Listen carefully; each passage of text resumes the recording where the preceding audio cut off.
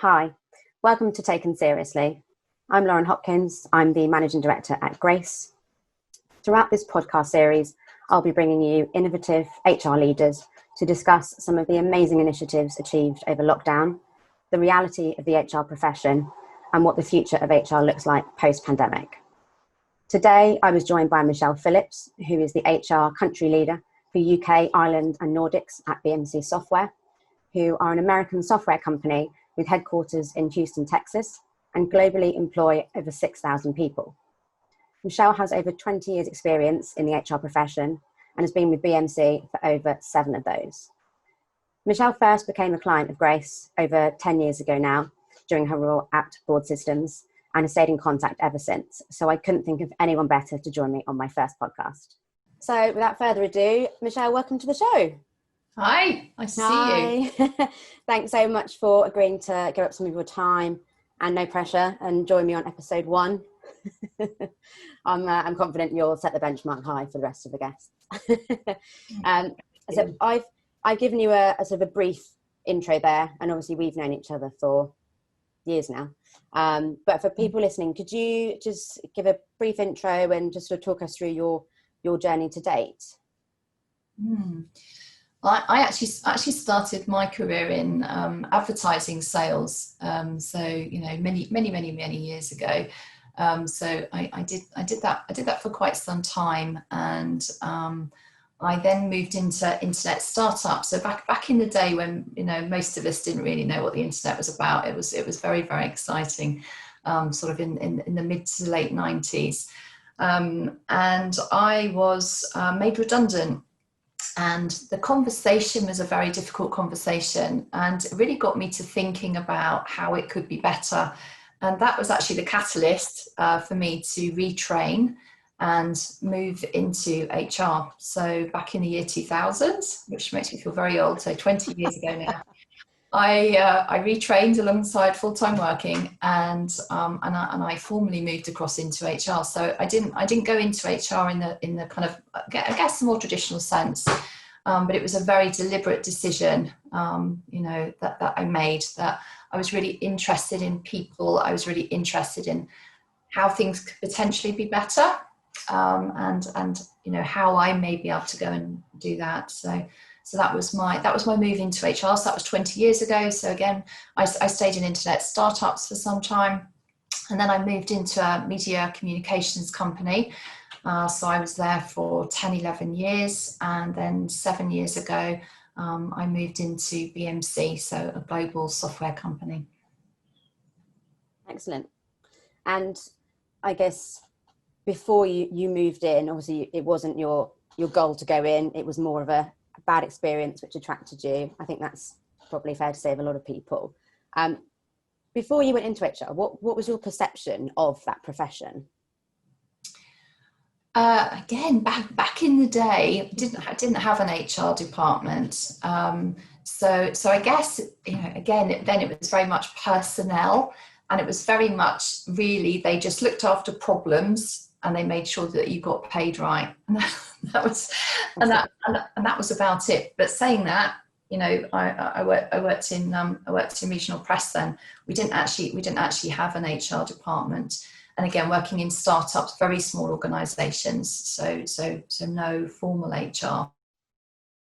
And now you've come all the way to where you are now, so 20 plus years in the profession. How do you feel the reality of the profession compares with perhaps what people perceive the function to be?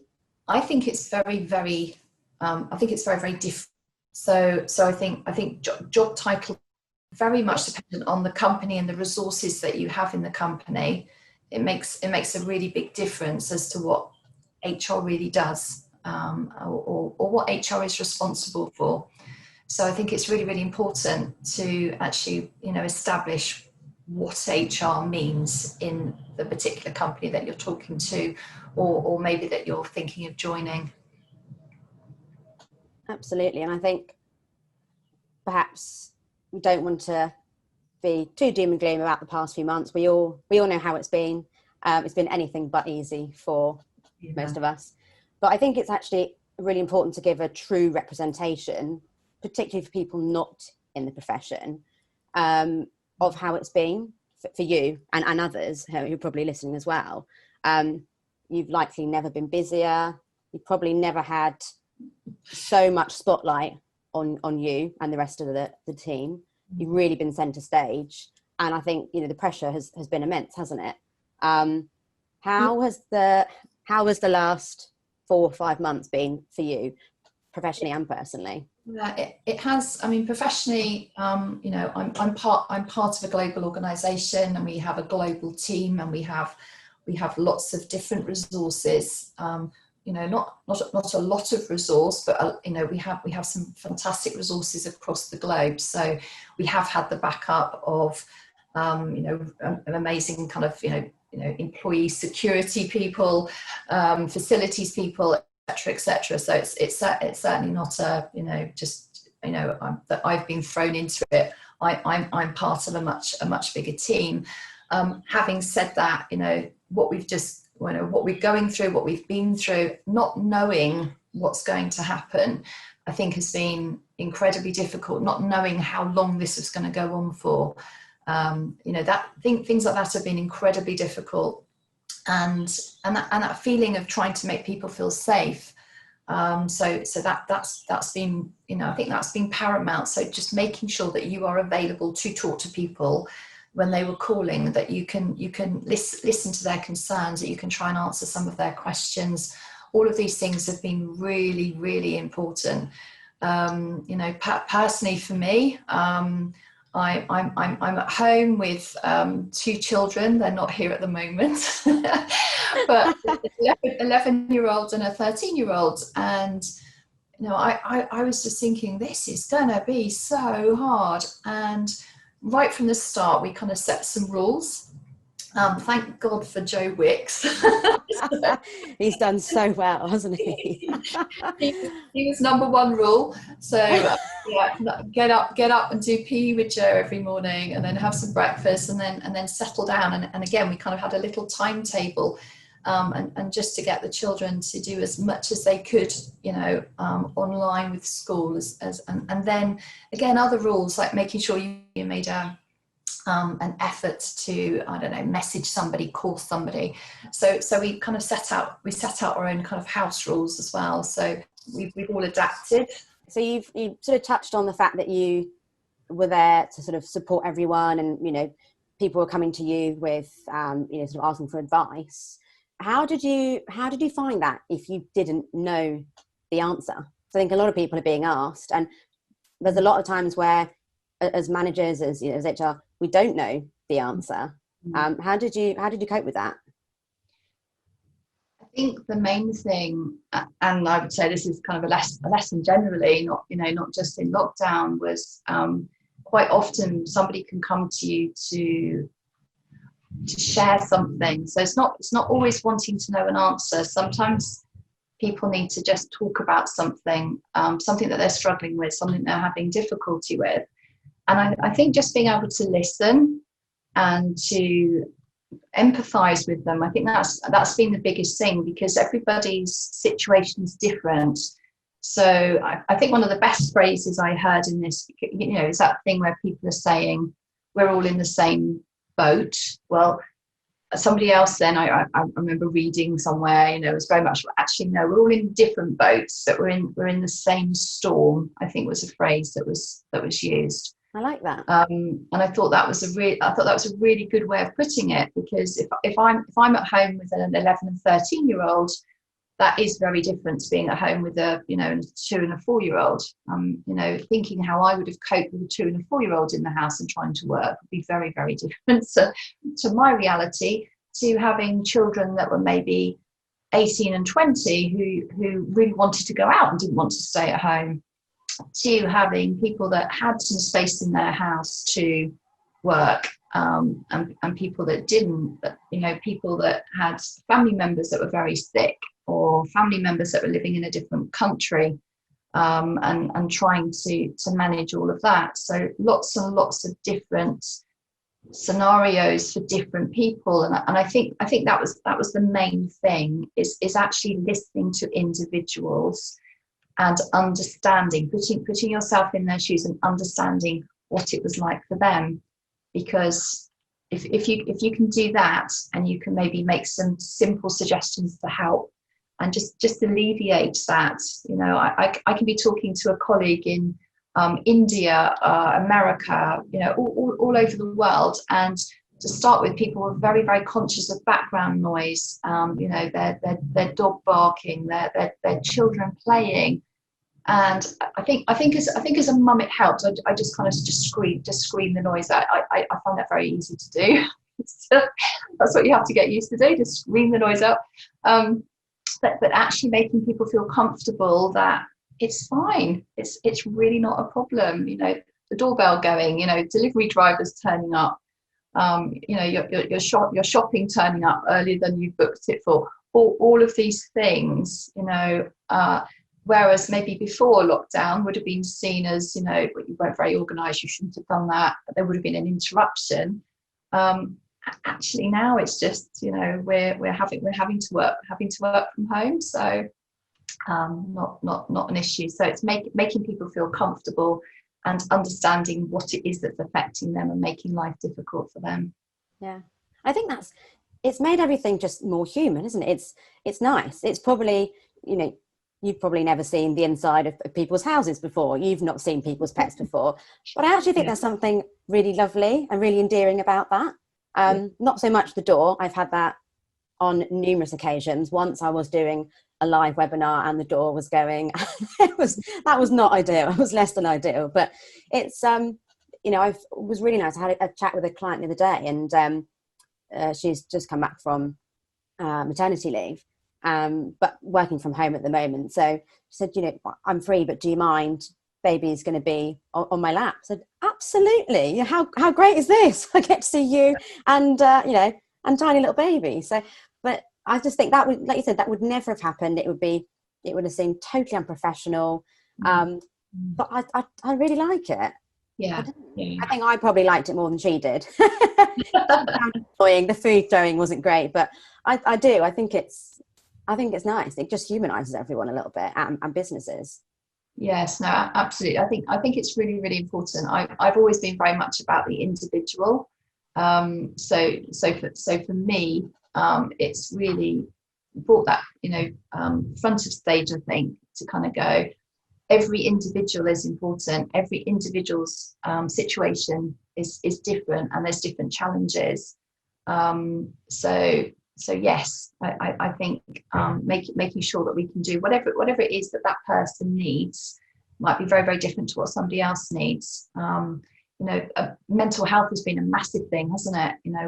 We're all suddenly kind of locked in, but for those people that are really locked in and having mental health issues as well, that's something that I've been very passionate about for a long time. And having more conversations with employees about trying to alleviate some of that and get different advice. Some of the very basic things that you talk about and have been talked about for people in lockdown. Those things about making sure that you stay connected. So yes, we can't go out and give our friends and families big hugs and that type of thing, but we can talk. We have the technology to talk like we're talking today. Things like that make a massive difference. So the kind of the human connection, and I even before lockdown, my goodness, I spent most of my working life on video, on phone calls, but making sure that you are very much in the moment with that person. I think that's also the difference on video, isn't it? When you can see that person, you're very much in the moment. So I think back in times maybe before lockdown, less video was used, and people often, there's lots of people on a call, they're distracted, they're doing other things, and they're only half with you. So I'm really hoping that people have been more in the moment, more in the conversations that they're having, because for me that makes a massive difference to those individuals and how those individuals feel. Yeah, and I guess for you being part of a global company, you you've been used to doing a lot, whereas for me, complete other end of the spectrum, company of 5 people in Maidenhead, we've not really had any need, and our clients are local, so everything is done phone, face to face. So for me, that video was a complete change, but nice to be able to still, like you said, see the whites of their eyes, to actually have the conversation and not just kind of go back to the phone, because you're right, people are so distracted. Yes. And I think there was that danger at the beginning where lots of people on one call, you've got the boxes and you can see people, sort of looking away and getting distracted. But this is really nice to be able to have a sort of a one-to-one call and really, like I said, be there and be in the moment. Going back to what you just said about sort of looking after mental health and wellbeing ties in very nicely with my next question, which is really one of the main overriding reasons why I wanted to do this podcast. Well, a number of reasons. The main one really came off the back of a number of client conversations that I'd had over the past few months, how they were engaging with a remote workforce, what they were doing to support people. And I was so impressed with some of the initiatives that they had come up with to look after their teams, that I really wanted to use this platform as a way of showcasing those, because it's something to be really proud of. And for people who are listening, to give them some inspiration for future, but also to highlight perhaps to those not in the HR profession. And don't get me wrong, I don't think, I know it's not just down to HR, it's the wider company that have all played a big part. But just to show some of the hard work that's been carried out. And I've sort of follow lots of things that you do on LinkedIn, and I'm always very interested in it. But tell me a bit about some of the sort of initiatives and the things that you've and the wider team have been doing over the past few months. I think the virtual coffee meetings, those types of things, hopefully a lot of people have done, because that should be fairly straightforward. Quizzes, after work drinks, that type of thing. So all fairly straightforward. Some of the fun things that we've done, we do an annual sales kickoff in Las Vegas, which obviously we couldn't send all of our salespeople out to Vegas this year, so they had a virtual kickoff, and I thought it was fantastic. Our senior VP of sales globally had made his own background, so the skyline of Vegas, and we put fairy everything. I love that. We had that behind him. But I just thought that the creativity of people was fantastic, and we have to do things virtually, so that I thought was brilliant. We had lots of video challenges, so because we have different regions around the world, so being part of EMEA, we had an EMEA challenge, so and then all of the main countries within EMEA had a challenge. So it was, I think we did the one with the toilet roll. So we got people to do the clip where it kind of comes in the toilet cup comes in one side, you do something with the toilet roll, it goes out the other side, and then put them all together. I think the music was Coldplay, and all those types of things. So they're fun. We've had cooking challenges. So we've had some of our employees' children actually talking about very, very simple recipes. So I think the first one was how to cook a tuna steak, which was lovely. Another one I remember. So again, really getting people involved, getting the whole family involved. Yeah. Some of the work that we've done a little bit more recently around STEM. So really trying to get younger people interested in what we do, and especially looking at girls. Bringing more women in, getting girls interested at an earlier age in technology is super important. So. Yeah.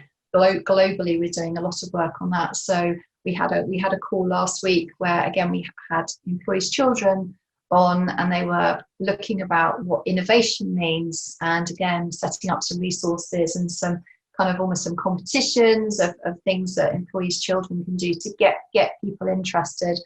Because another thing I think is really interesting in this whole working from home thing is, and you know, there's been lots of funny stories from people, you know, talking about, oh, I never realized my husband was that guy that said that on the phone. But also with your children, I think this is a fantastic opportunity for children to see what mummy or daddy does working from home. I think it's been fascinating, you know, the fact that I walk around with a headset on, you know, most of the time, chattering away, and they come to the door of my office, and they're kind of, is she actually talking, or she just forgot she's got yeah. Does she just not want to be distracted? Is she pretending? So one of the really good things that our CEO offered all of the BMC employees was a day off. So he called it a U day, and it was an opportunity to say thank you to all of the employees for, you know, keeping things going, and you know, working in, you know, quite different and in some cases difficult situations. So you can imagine it was very weird at the time, because local American companies are going 24/7 normally.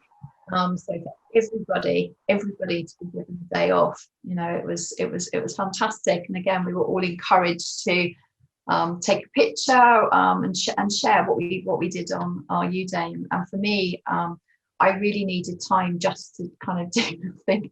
So I think my picture was my breakfast tray. So I think I had breakfast. I remember it. It was breakfast in bed. I remember thinking, gosh, I can't remember the last time I had breakfast in bed. So that was great. So I think for somebody, you know, somebody right at the top of the company to recognise the difficulties, and it's a different kind of strain on people as well. It's exhausting, but in a different way. So even though we're kind of getting used to this different way of life now, there's still that kind of exhaustion that comes from being contained, having to do things differently, not being able to let off steam, relax, you know, do that kind of release of you know, tension, etc. Maybe in some of the ways that we would like to do, you know, by, I don't know, going to the cinema, going to, you know, go to see live music, all of those things. So I thought that was brilliant. Really good, and so nice that it was recognised. Yeah, giving everybody some time, which is kind of weird, isn't it? Because you've also got the other thing in lockdown where you've got the people that maybe aren't working, or they've been furloughed and they've, I don't know, cleaned the house, they've done the garden, they've redecorated. They've got people doing all of those things, and then you've got other people that are still working, and I'm finding I've got less time. I've got less time to do to do the normal things. So again, that whole recognizing, you know, we're all in different boats in the same storm. Absolutely. And I presume this is all of these initiatives, particularly the sort of the day off, but all of them have been very well received by everyone. Yes, absolutely. Yes. And again, it's trying to do a kind of a whole range of things, because again, some people would, like, you know, loved putting the video clips together and then seeing the end results. Other people, all know that's not my thing.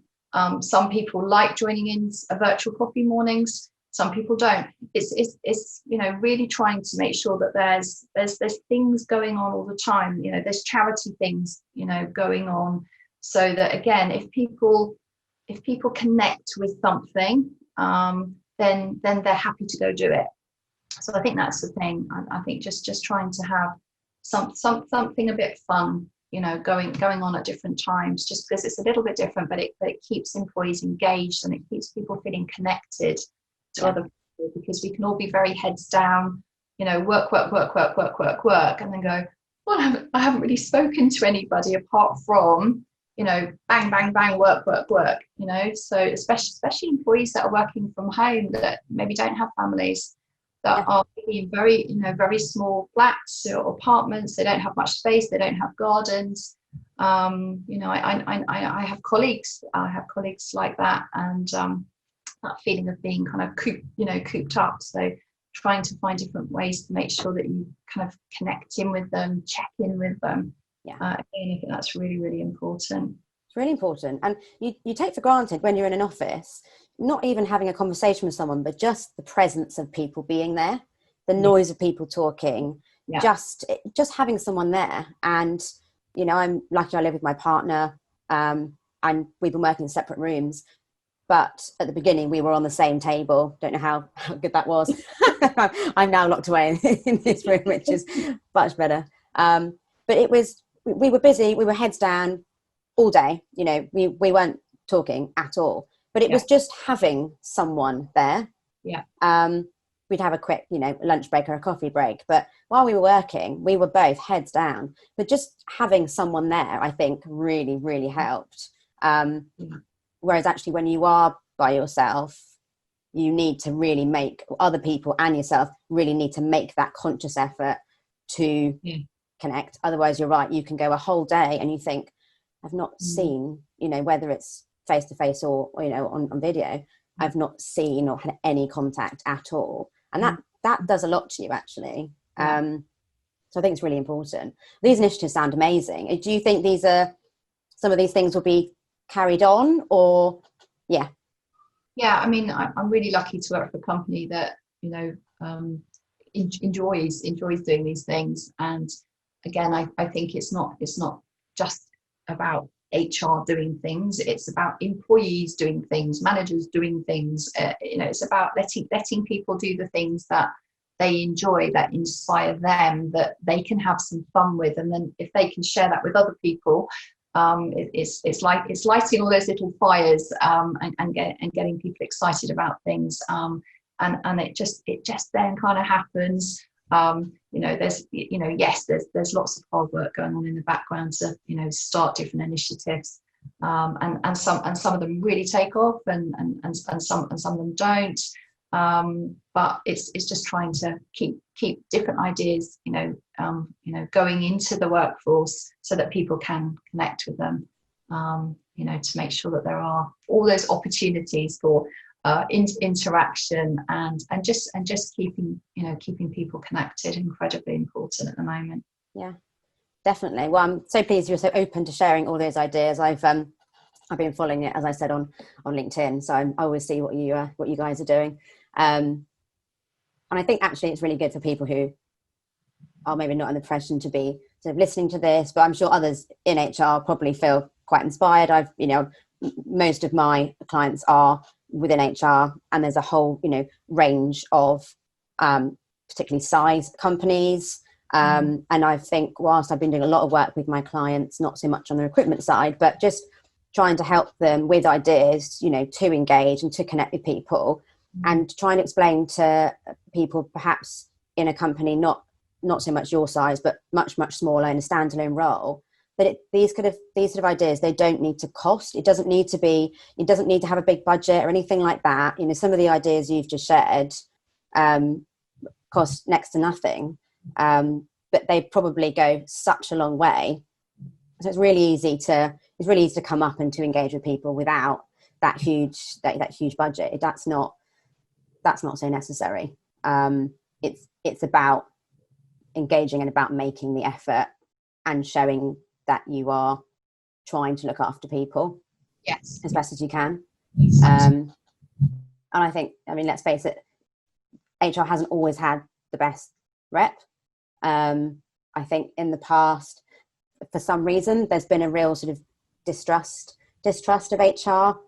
I really hope that changes, and that they do get the credit that they rightly deserve, particularly throughout the last few months.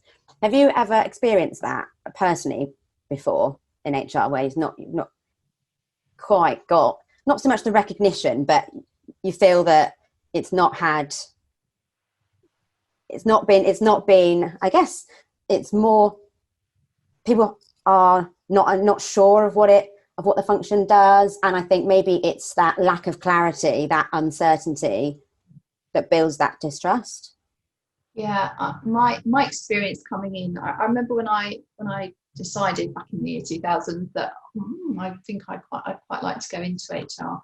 I found it quite difficult. I found it quite difficult coming from the outside, and even though 3.5 years of studying alongside full-time working to get qualified to go into HR.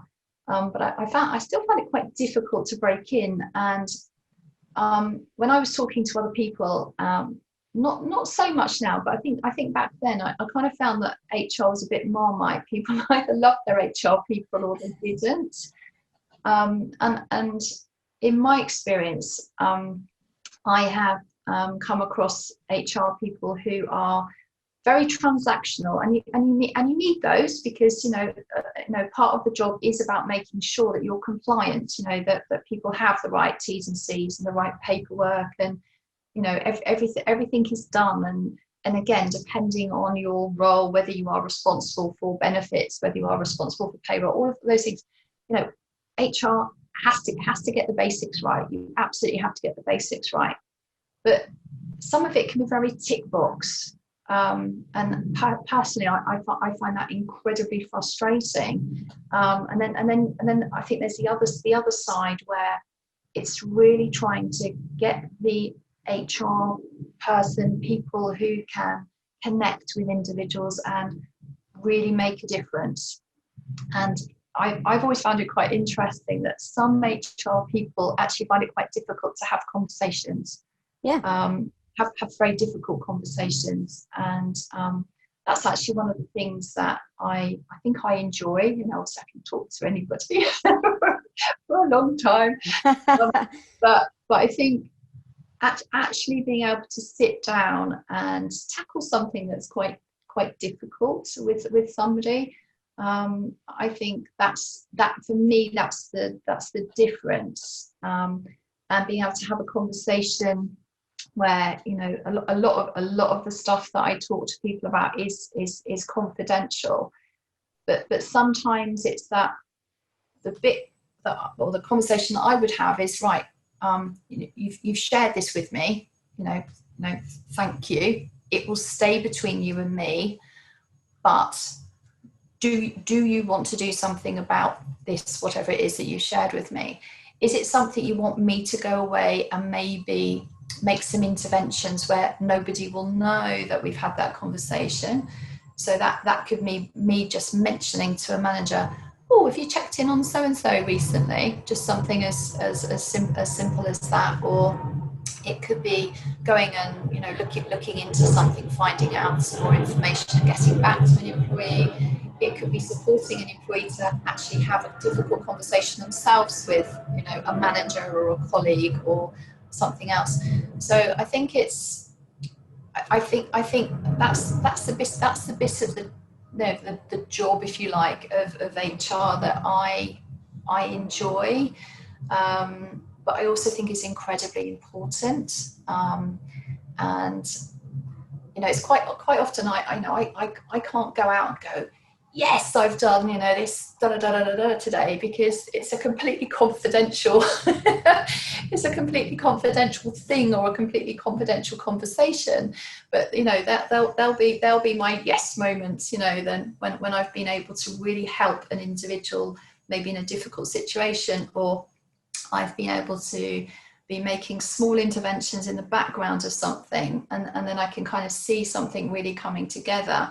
That's what makes it. That's what makes HR kind of exciting for me, and that's where I guess I get my kicks. And I guess if you're an individual that's maybe spoken to an HR person or a manager and had a confidence betrayed, those types of things. I have to say I don't hear so much of that nowadays as I did maybe 20 years ago when I first came into the profession. But I think, hopefully HR people will be kind of knowing that you can't do it all yourself, and that's how to get the best, I think, from HR into a business. Absolutely. So we've looked at your journey to date, the last couple of months, which hopefully will draw a line under, good and the bad. Yeah. Looking more sort of to the future, particularly for the profession, I think there will be some changes. What do you see the main sort of priorities being for the coming, say, 6 months for HR? the big hairy thing we've all forgotten about, that we were talking about before we'd even heard of coronavirus, was Brexit. I know, but it has been nice to not hear that word, but thank you for reminding me. So that is going to have an impact. That's going to have a huge impact on so many different businesses. And I think people are just thinking, it's kind of coming, the deadline's coming at us, and it's not far away. So what we've got, September, October, November, December, we've got 4 months left. So going to be really, really interesting to see how, that impacts. And obviously for different businesses, it will be kind of a different impact. I think that's huge. Again, I think trying to think about how the workplace is going to change. A lot of businesses are not going to be going back to normal. And part of that, I think, fantastic. If we can reduce the commute to work for so many people, because it's not the rush hour, is it? The rush hour can start at 6 o'clock in the morning and not finish till 10 o'clock in the morning. So, and the same at the other end of the day, 4 o'clock till 7 o'clock. It's this huge chunk of time that we're all either sat in cars, on trains, etc., etc. So I think there's some good that's going to come out of it to go, do you know what? Do you really have to be in the office 5 days a week? Actually, no. Why come in a couple of days a week? Yeah. I think we've seen in a majority of cases, especially for office workers, they can be just as productive at home, if not more so. They're getting a better balance at home. So, they can be there to, bath little boy before he goes to bed, and then maybe do another couple of hours of work afterwards, rather than, I'm sorry, you're not going to see daddy tonight because he's not going to get home till 7:30, 8 o'clock or later. So I think there's lots of things around just looking at what's happened and going, can we now make some of those changes, permanent? Not because we're forced to, because hopefully let's hope that in 6 months, a year's time, we're not going to be in this situation. But I really hope that workplaces can evolve to make things a little bit easier, and let's not have people going into the office unless they really have to, making all of these journeys unless they really have to. Let's get a better balance, because there's been a lot of people. I think really interesting point that just come into my head is actually seeing people recently, where I've been meeting up socially distanced with people and look at them and going, you look so well. Yeah And that has been a biggie, actually. And you're thinking, these people are, I would say, mostly the people that have been commuting for years, and I look at them and I go, you look 10 years younger. And that's just in a few months. Think what another 2 years could do. I think it's been, I think you're right. It's been great. Some companies were already there, and I know that your company are a very forward-thinking, sort of flexible company anyway. But for those that have been maybe stuck a little bit in the dark ages, whether that's with the lack of flexibility, but also with perhaps management styles as well, that that lack of trust. If you're not in front of me, you're not working.